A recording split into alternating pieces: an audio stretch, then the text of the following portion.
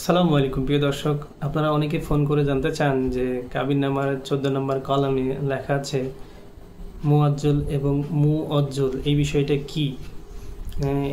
এখানে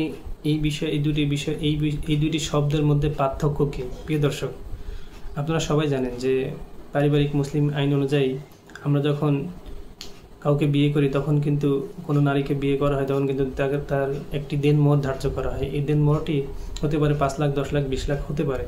তো যখন এটি আপনি নগদে পরিশোধ করবেন অথবা বাকি রাখবেন, সেই ক্ষেত্রে কিন্তু এই কাবিননামার 14 নম্বর কলমটি ব্যবহার করা হয়। আপনি যখন তাৎক্ষণিক পরিশোধ করবেন বা বিয়ের দিনই পরিশোধ করবেন সেটাকে বলা হয় মুআজ্জল। আর আপনি যদি তাৎক্ষণিক পরিশোধ না করেন, এটি পরে পরিশোধ করবেন, সেটাকে বলা হয় মুঅজ্জল। তো এটি হচ্ছে পার্থক্য। অনেক ক্ষেত্রে দেখবেন যে কাবিননামায় লেখা থাকে অর্ধেক অর্ধেক। মুআজ্জল এবং মুআজ্জল এটি অর্ধেক অর্ধেক লেখা থাকে। কারণ কি? এটি হচ্ছে আপনি যখন অর্ধেক পরিশোধ করেন তাৎক্ষণিক, তখন লেখা থাকে অর্ধেক, আর পরে অর্ধেক মানে মুঅজ্জল মানে অর্ধেক অর্ধেক।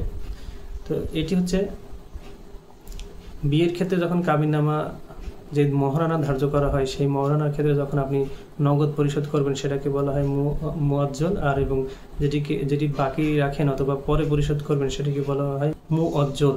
আশা করি প্রিয় দর্শক আপনাদেরকে এই মুআজ্জল এবং মুআজ্জল এই দুটির পার্থক্য বোঝাতে পেরেছি।